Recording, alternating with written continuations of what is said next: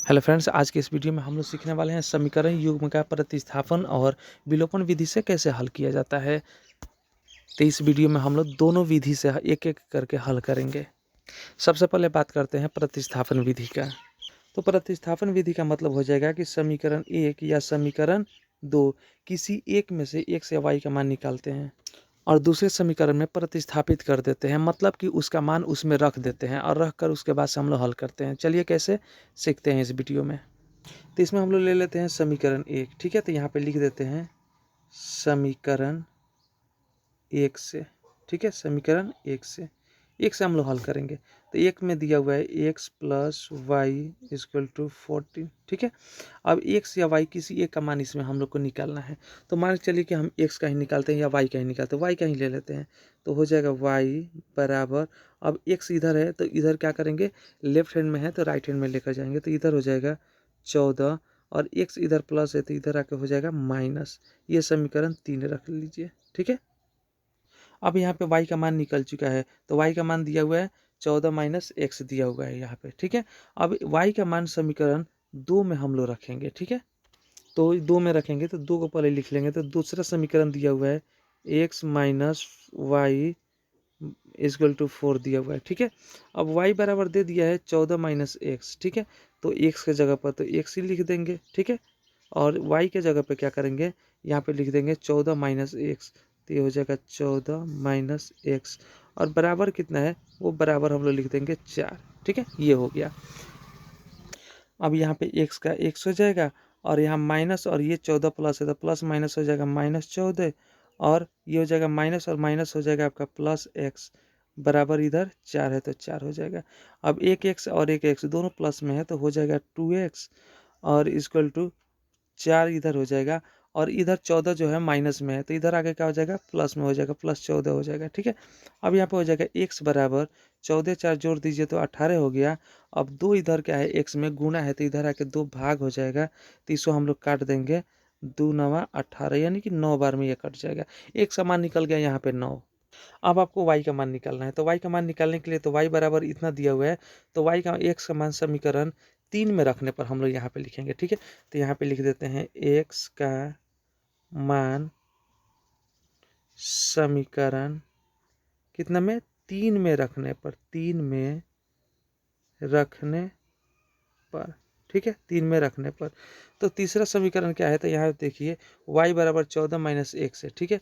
तो यहाँ पे लिखेंगे y बराबर, ये हो जाएगा y बराबर 14 माइनस एक्स हो जाएगा, ठीक है। अब यहाँ पे y बराबर 14 के 14 हो जाएगा और एक समान हम लोग कितना निकाले हैं, तो 9 निकाले हैं तो माइनस यहाँ पे 9 कर देंगे, ठीक है। 14 में से 9 घटेगा तो हो जाएगा y बराबर 5। ये हो गया आपका आंसर। तो यहाँ पे अब लिखेंगे हम लोग एक समान कितना आया, तो x बराबर यहाँ पे लिखेंगे x बराबर यहाँ पे हो जाएगा 9 और y का मान कितना निकल गया, तो y बराबर ये हो जाएगा 5। ये हो गया आपका आंसर। तो इस तरह से हम लोग प्रतिस्थापन विधि निकालते हैं। अब इसी को हम लोग निकालते हैं विलोपन विधि से। समीकरण 1 और 2 ले लिए, अब इसको हम लोग विलोपन विधि से हल करेंगे। तो विलोपन विधि का मतलब हो जाएगा कि किसी एक को x या y को विलुप्त कर देना यानी छिपा देना। तो कैसे उसको करेंगे, तो ध्यान से देखिए। अगर हमें x को छिपाना है तो x इधर प्लस है और x इधर भी प्लस है, दोनों प्लस है। तो जब चिन्ह एक जैसा रहेगा तो हम लोग उसको घटाते हैं, ठीक है। और बराबर और चिन्ह एक जैसा रहेगा तो घटाएंगे। इधर आपका y प्लस में दिया है और ये y माइनस में दिया है। अगर y को विलुप्त करना है तो चिन्ह एक प्लस और एक माइनस में है, तो ऐसे स्थिति जब आए तो इसको हम लोग जोड़ देते हैं। क्या करते हैं, जोड़ते हैं। तो अब ये डिपेंड करता है कि x को विलुप्त करना है या y को करना है, ठीक है। तो चलिए हम लोग इसमें x को करते हैं। तो x में क्या करेंगे, तो दोनों सेम टू सेम है आपका चिन्ह, तो सेम चिन्ह है, दोनों प्लस है तो इसको हम लोग घटाएंगे, माइनस करेंगे। तो यहाँ पे हम लोग लिखेंगे समीकरण 1 में से समीकरण 2 को घटाने पर, डायरेक्ट लिखेंगे घटाने पर। यहाँ पे लिखेंगे x minus y equal to 14 और ये हो जाएगा x, ये प्लस है ये x minus y equal to 4 हो जाएगा। अब इसको घटाएंगे तो कैसे घटाते हैं, तो आपको पता है घटाने के लिए हम लोग इसका चिन्ह को बदल देते हैं।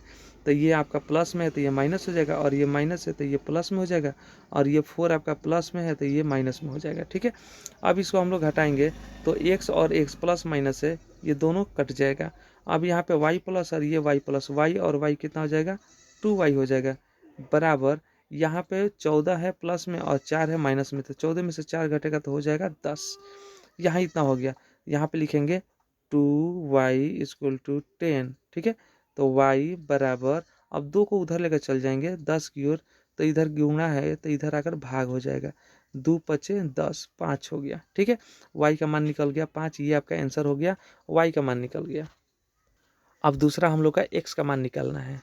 तो x का मान निकालने के लिए समीकरण 1 में या समीकरण 2 में किसी में भी हम रख कर निकाल सकते हैं, दोनों में आंसर आपका बराबर ही आएगा। तो चलिए हम लोग निकाल लेते हैं समीकरण 1 में ही रख कर। तो समीकरण 1 में दिए हुए x plus y equal to 14। ठीक है, तो यहाँ पे रखेंगे हम लोग x और प्लस, यहाँ पे y का मान कितना अभी निकाले, 5 निकाले, तो यहाँ पे रख देंगे y के स्थान पे 5 बराबर यहाँ पे हो जाएगा 14।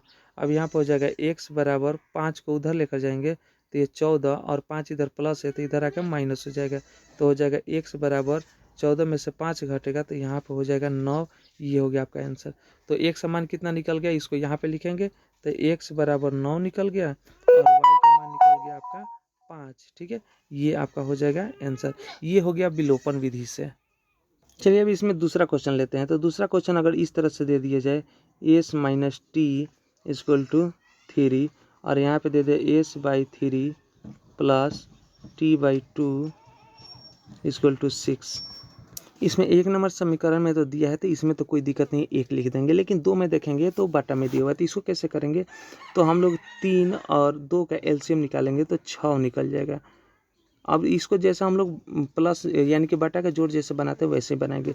3 से भाग करेंगे 6 में 2 बार में, तो 2 से गुना करेंगे एस में, तो यहाँ हो जाएगा 2s। ठीक है, ये हो गया 2s प्लस यहाँ पे 2 से भाग करेंगे 6 में, तो 2 3 6 3 बार में, तो यहाँ लिख देंगे 3t बराबर, यहाँ 6 है तो 6 लिख दिया जाएगा। ठीक है, अब ये हो गया 2s प्लस 3t बराबर, यहाँ 6 है तो 6 लिखा जाएगा, और इधर 6 क्या है भाग है तो इधर 6 आके गुणा हो जाएगा। ठीक है, तो ये हो जाएगा 2s plus 3t equal to 36, यानी कि 6 1 36 हो जाएगा, ये हो जाएगा 36।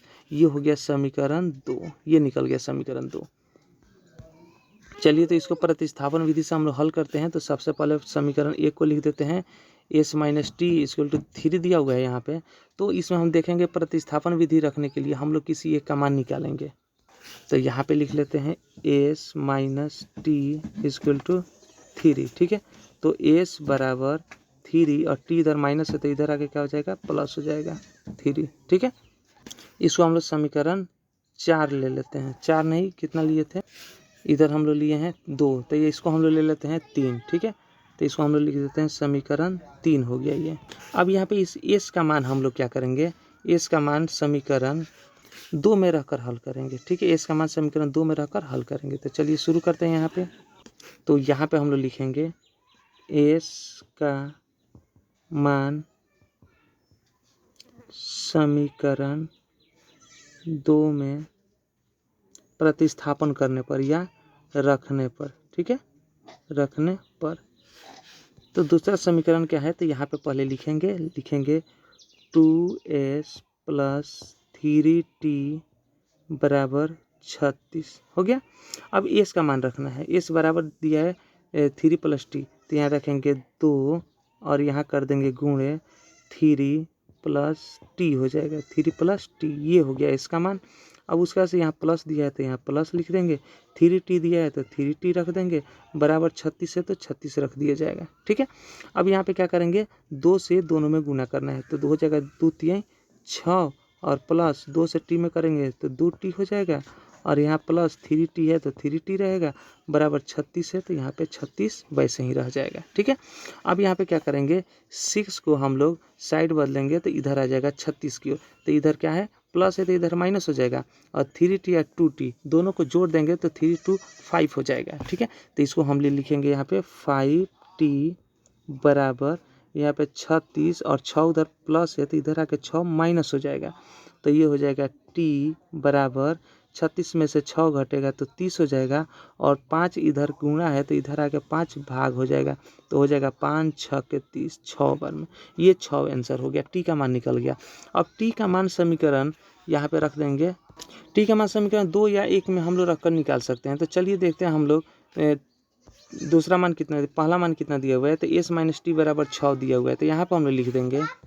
अब यहाँ पे लिखेंगे टी का मान, ठीक है, टी का मान समीकरण 1 में रखने पर तो एक समीकरण क्या है, तो s माइनस टी बराबर यहाँ 3 है, ठीक है। तो t का मान यहाँ पे निकल गया 6, तो यहाँ रखेंगे s माइनस टी के जगह पर रखेंगे 6 और बराबर हो जाएगा यहाँ पे 3, ठीक है।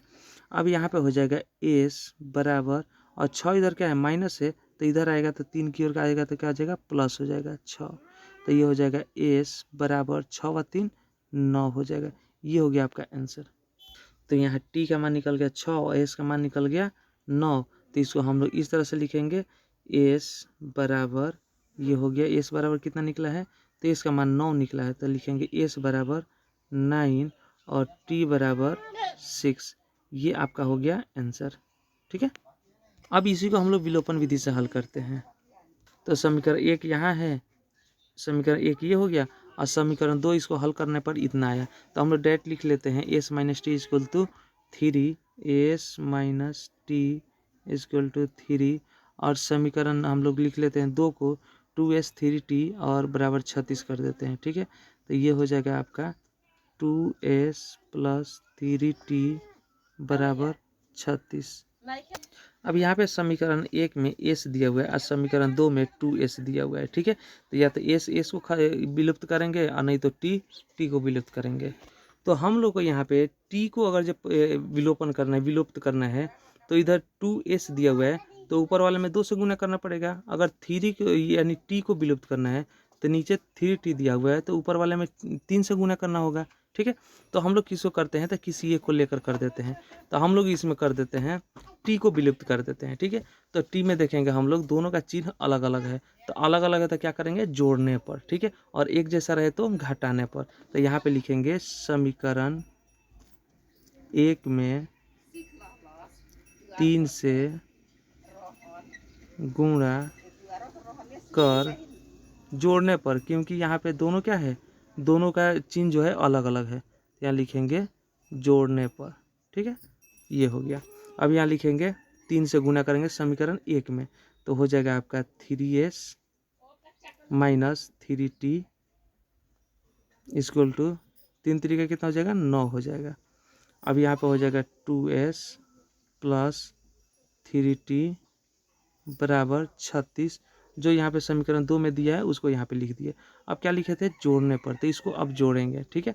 तो जोड़ने पर देखेंगे तो यहाँ पे 3s और यहाँ पे दिया है 2s, तो 2s इक्वल टू हो जाएगा 5s, क्या हो जाएगा 5s हो जाएगा, ठीक है। अब यहाँ पे माइनस 3t और प्लस 3t दोनों क्या हो जाएगा कट जाएगा, और यहाँ पे 36 में 9 जोड़ देंगे, दोनों क्या हो जाएगा 45 हो जाएगा, तो यहाँ 45 लिख दिया जाएगा, ठीक है। अब यहाँ पे हो गया 5s बराबर 45। अब यहाँ पे 5 को उधर लेकर जाएंगे तो s अकेले बच जाएगा इधर, तो s बराबर 45 और 5 इधर गुणा है तो आकर भाग हो जाएगा, तो हो जाएगा 5 9 45, 9 बार में पूरा कट गया। ये हो गया s का मान 9 निकल गया। अब यहाँ पे निकालना है t का मान, तो t का मान निकालने के लिए s का मान समीकरण 1 में या 2 में किसी एक में रख लीजिए। तो समीकरण 1 में ही हम लोग रख लेते हैं, ठीक है, s का मान समीकरण 1 में रखने पर। तो समीकरण 1 है आपका s minus t equal to 3, ठीक है, ये हो गया। अब s का मान कितना आया हुआ है, तो s का मान आया है 9, तो यहाँ पे रख देंगे, यहाँ पे s के जगह पे 9 और माइनस है तो माइनस टी है, तो t बराबर 3 है तो 3 रख दिया जाएगा, ठीक है। अब इधर हो जाएगा माइनस टी और बराबर इधर क्या है 3 है, और 9 इधर प्लस है तो इधर आएगा तो क्या हो जाएगा माइनस हो जाएगा, तो ये हो जाएगा t बराबर 3 में से 6 घटेगा तो माइनस 3 में से 9 घटेगा तो -6 यानी -6 आ जाएगा, ठीक है। ये भी माइनस, दोनों माइनस कट जाएगा, प्लस हो जाएगा, तो यहाँ पे लिखेंगे t बराबर 6, ये आंसर हो गया। ठीक है, तो अब इसको हम लोग इस तरह से लिखेंगे s बराबर 9 और t बराबर 6, ये हो गया आपका आंसर। उम्मीद करते हैं कि आपको प्रतिस्थापन विधि और विलोपन विधि दोनों अच्छा से समझ में आ गया होगा। तो इस वीडियो को लाइक कीजिए, शेयर कीजिए और चैनल पर नए हैं तो सब्सक्राइब कीजिए। चलिए फिर मिलते हैं हम लोग नेक्स्ट अगले वीडियो में।